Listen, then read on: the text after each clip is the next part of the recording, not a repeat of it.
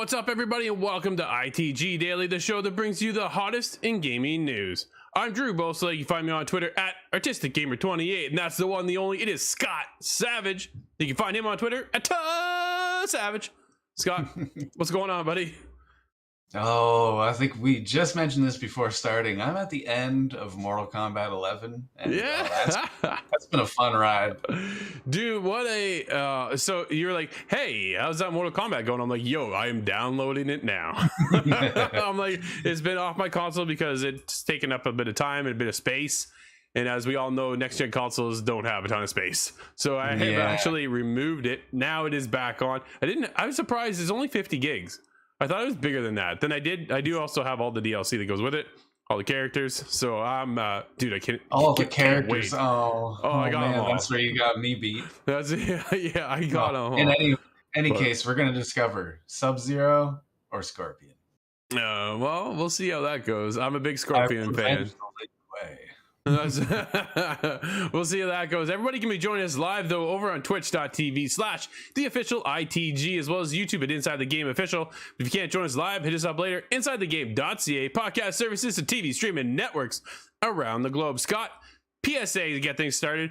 On February 17th, we will be streaming Horizon Forbidden West for 2 hours all over on our Twitch channel, YouTube channel, and our friends, thanks to ESTV, will be over there, over on the ESTV Plus app, as well as TV streaming networks. So heads up on that. Coming up on April 2nd, though, is the Covenant House charity stream. We are back once again supporting a great cause. Come out, help us support a great cause for the younger youth and get them back on their feet where they belong. Scott, coming up on today's show, Herman Hulst discusses Bungie's future with PlayStation. We have your GTA. I almost said GTA. I'm so used to seeing that. Gran Turismo 7 State of Play recap, and PlayStation 5 surpasses 17 million units shipped, not sold. Oh, keep that in mind. mind. I have the thoughts on my head. GTA 7. Will we ever see it?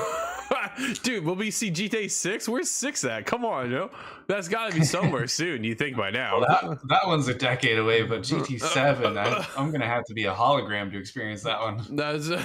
Let's get going into Herman Hulst discusses Bungie's acquisition and PlayStation Studios' future with... Oh, that would come over the PlayStation blog. This was also coming from David Carcello over at the PSU. The biggest and latest news out of PlayStation is, of course, the Bungie acquisition. It's a move that clearly caught players and the majority of the industry off guard. So naturally, it's good to hear from one behind these big choices when they go public. That is a bit of what we're getting here with Herman Hulst's latest interview on the PlayStation blog, within which he talks about the acquisition and future plans with PlayStation Studios. Scott, first of all, first impressions, thoughts on Bungie coming into the world of PlayStation? Well, it is a big move, and I mentioned before that I think it's somewhat symbolic. Sure. I don't think it was in reaction to the Blizzard Activision, but I think it was just a move that was already in motion, and it went straight for one of the symbols of Xbox. Of course, Halo, the Master Chief, is still on Xbox, but I think there was some significance to it. But now I wonder, is this part of a revival for shooters? Are these Bungie staff members going to be kind of sharing their knowledge with other studios? Absolutely.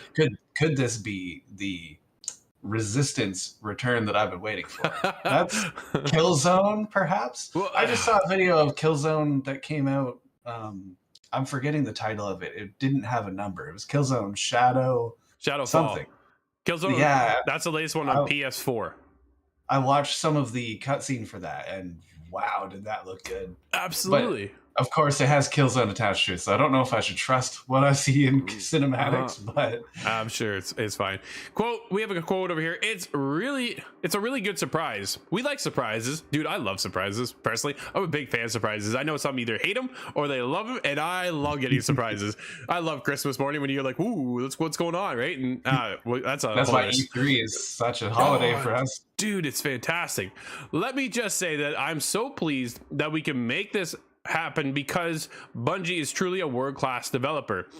End quote. Hulst praised Bungie throughout the interview, rightly so, as trailblazers in the industry, and also about how the partnership will work, at least in part. Quote, obviously, it's still early. The deal itself needs to be finalized before we can officially start discussing detailed collaboration.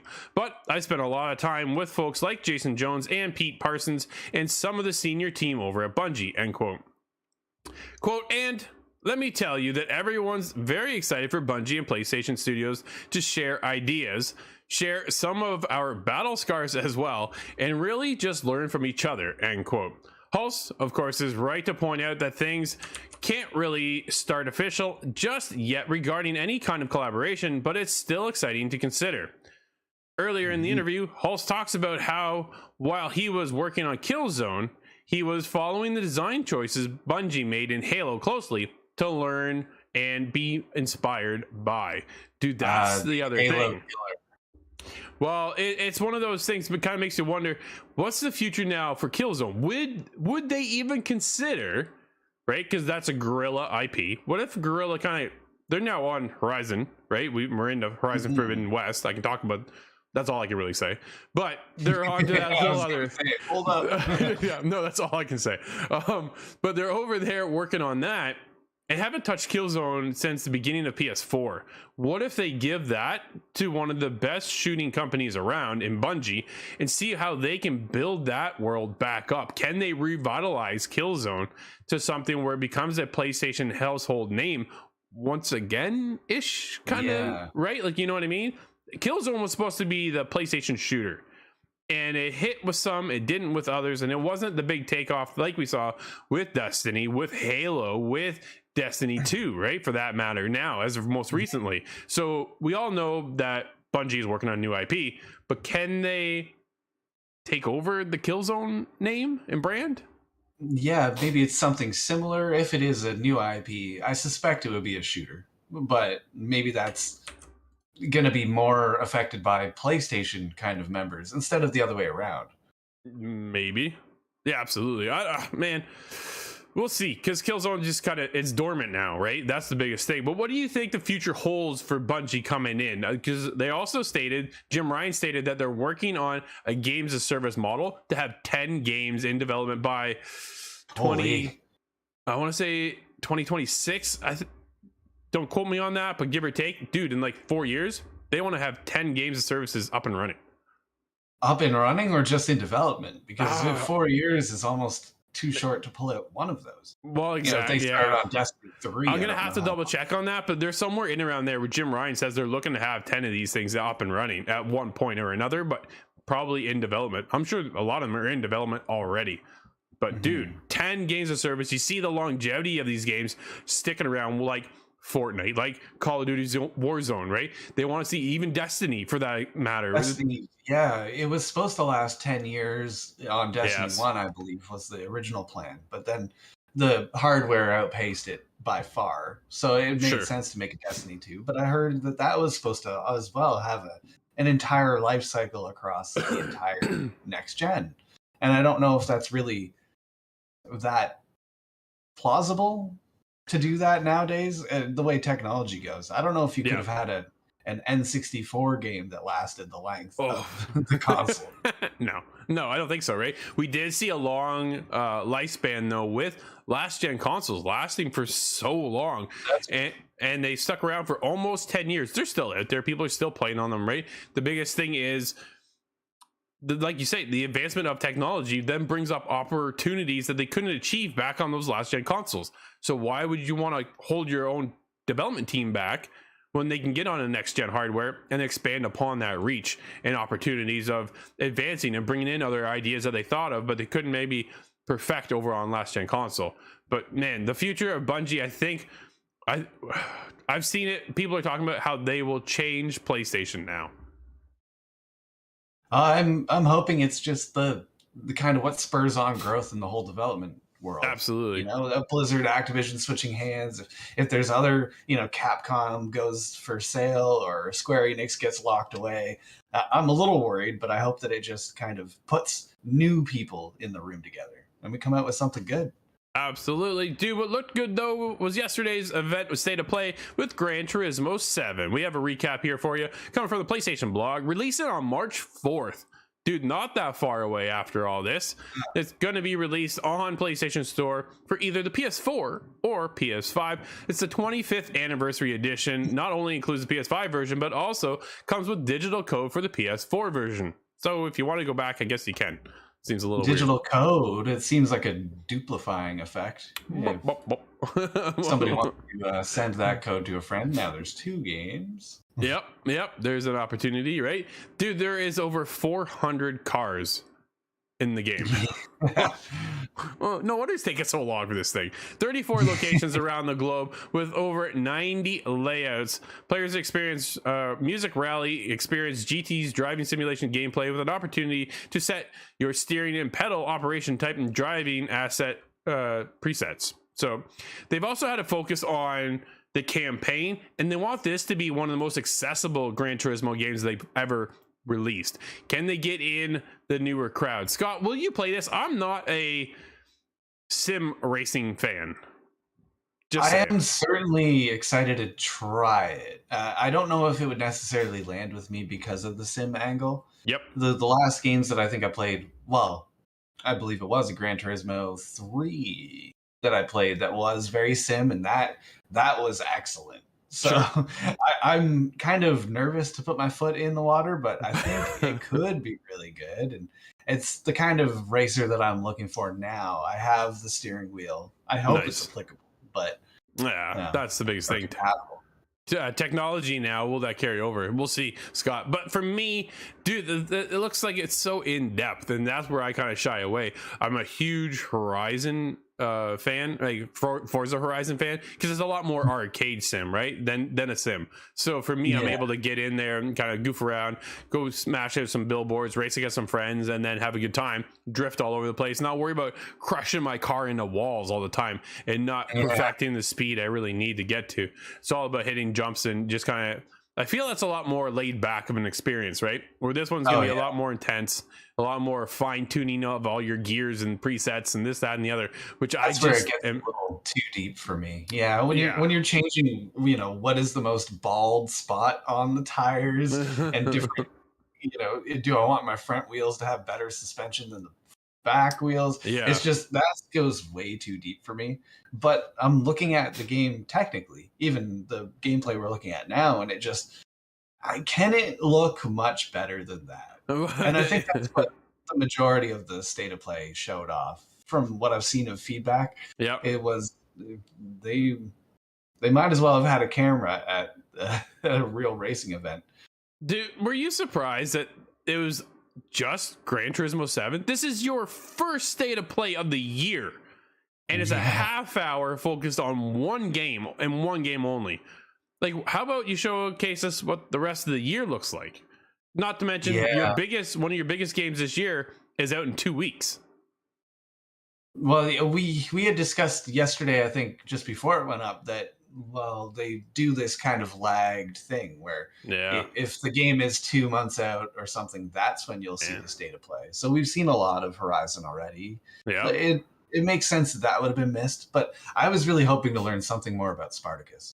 Absolutely. We'll see what the future holds for that. But dude, PlayStation 5 surpasses 17 million units shipped. This comes from Wesley LeBlanc over at Game Informer. Dude, we're gonna have to hire him soon if we keep this up. Sony's PlayStation 5 is selling quite well, but it is still lagging behind the PlayStation 4's shipped numbers at this time in its lifespan. The company released its quarterly results yesterday, and it revealed that 17.3 million PS5s have shipped so far, as reported by GamesIndustry.biz. At this same point in its lifetime, the PS4 has shipped 20.2 million units, representing the lag its shipped numbers for the PS5. However, the PS4 had virtually no supply issues at this point of the life cycle, whereas getting a PS5 is still extremely difficult. I think that's the biggest thing, Scott. If they could have produced it, dude, I bet you they'd be right there with the PS4 right now. Oh, Brad joins us on Twitch. He says the very similar thing. Imagine how many more units they could have sold if there wasn't a part shortage. And that's true. There's 2 effects happening at the same time. There's the pandemic shutting everything down. Everybody goes indoors, and gaming expenditure just skyrockets. Everybody wants a new console. We see that effect, but it's combated at the same time. They just physically cannot make enough. No, So that's the biggest thing. in an alternate world where the pandemic never happened, I think we would be beyond 20 million easily. I think so, right? Overall, for Sony's last quarter, sales for its games division dipped by 8%. Oh, crap, by 8%. Dude, I hit my keyboard and it just went up on the dock. Year over year, ending on December 31st at $7.1 billion versus $7.7 billion on December 31st. Sony attributed this dip in sales to a decrease in hardware and peripheral sales, which is not surprising considering PS5 supply issues. Dude, that's just it, right?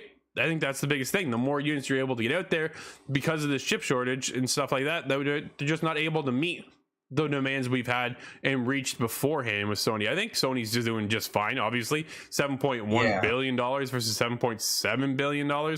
So, like, yeah. It still has a B in that word. So they're doing just fine. But it's not I wonder how this compares to the Xbox Series sales. Because I've seen the argument going back and forth. I really don't know what to believe without looking at the official numbers. But they've been hit by shortage as well. But everybody wants to see, who's leading the console wars this generation. And PlayStation may have the lead. We know they did outpace Xbox early on with the PlayStation 4.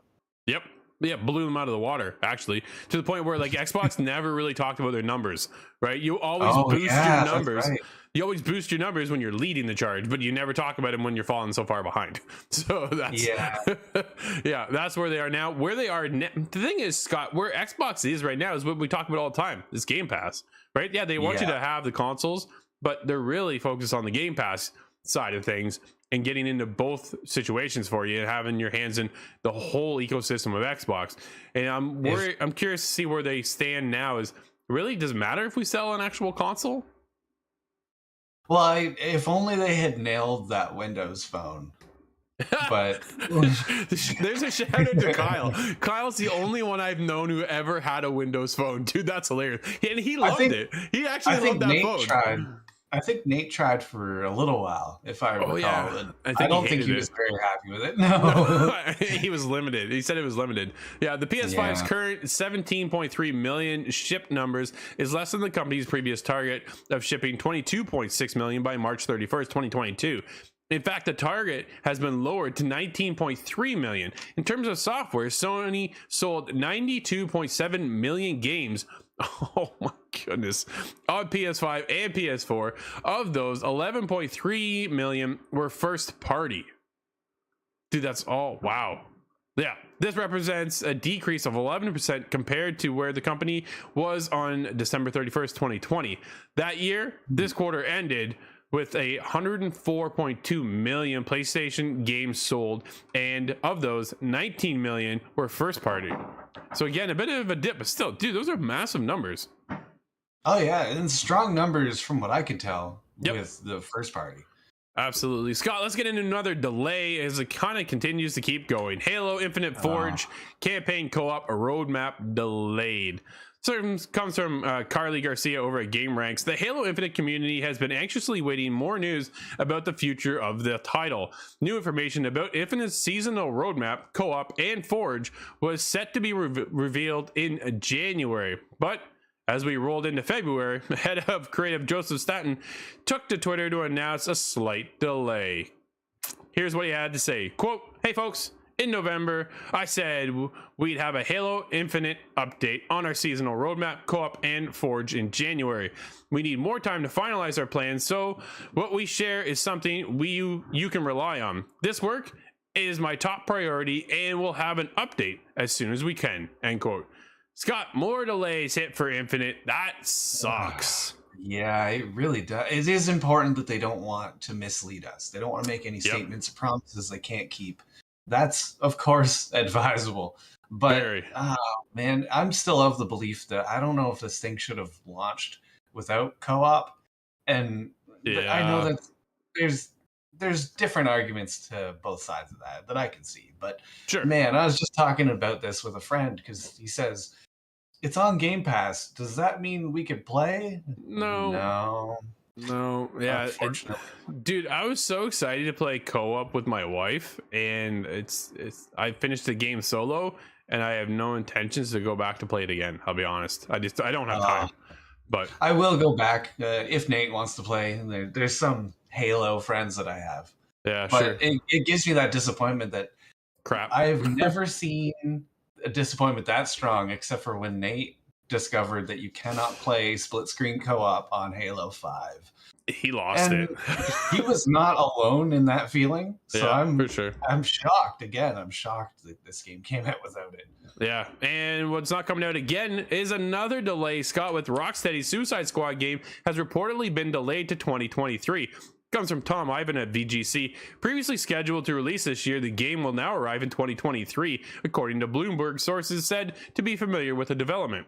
Playable solo with up to 4 players in online co-op. Its original story follows Suicide Squad members Harley Quinn, Deadshot, Captain Boomerang, and King Shark, who are on a mission to save Earth and kill the world's greatest DC superheroes. Dude, I am not really all that jazzed for this game, I'm gonna be honest. It's kind of disappointing.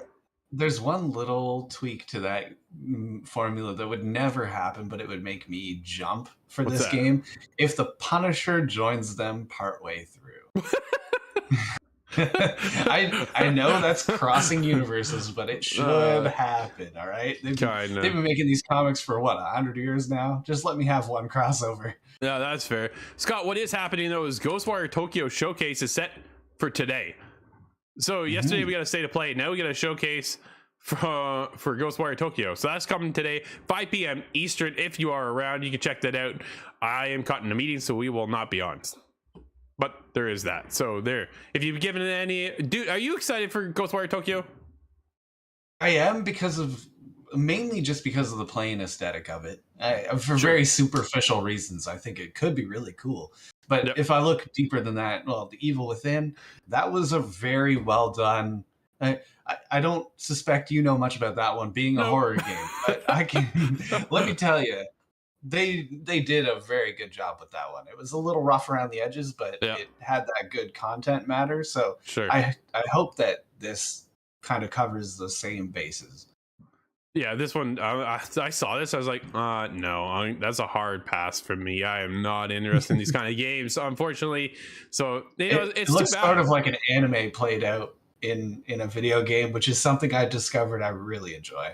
Yeah, it's just so creepy, man. I'm like, I don't know. I don't get it, but it's definitely not for me. Scott, we do have a couple releases today, though. What do we have? We have one known as Dreamscape on the Xbox One.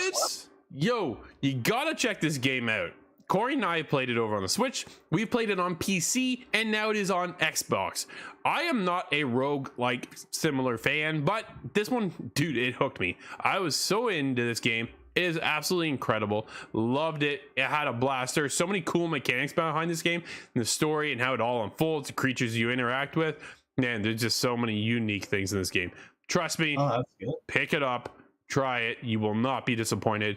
I am not sponsored for this by any means. I'm just a big fan of the game. Yeah, this is not a paid promotion, but no. But we do have another release, Scott. What's that? We have Sherlock Holmes: Crimes and Punishment making its way to the Switch today. Dude, Are you familiar with that one? It's an 8-year-old game, dude. It just made its way to the Switch. I was just like, what? The latest Sherlock Holmes Corey and I reviewed, it was chapter 1, and neither one of us liked it. So this one actually looked a lot better. After 8 years, now you can maybe get it on the Switch. Who knows if you're into that at all? But this is one of the ones I wanted to play. Kind of reminds me of what's that one that Rockstar did that you could tell, like you had to look into their eyes and LA Noire. That's it. It kind of reminds me of LA Noire a bit for this one, Crimes and Punishment, and it looks really cool. It's definitely something I want to check out, but I just don't know if I want to play it on the Switch. Yeah, that's a specific taste. I think some people really prefer it, but yeah, absolutely. Those people will probably want a Steam Deck very short. Oh, dude, I can't wait for Steam Deck. Either way, Scott, I'm going to have to wait until tomorrow. This has been ITG Daily, the show that brings you the hottest in gaming news. You can always join us live over on twitch.tv/theofficialitg, as well as YouTube at Inside the Game Official. But you can't join us live, hit us up later, InsideTheGame.ca, podcast services, and TV streaming networks around the globe. I'm Drew, that's Scott, and we'll see everybody tomorrow inside the game.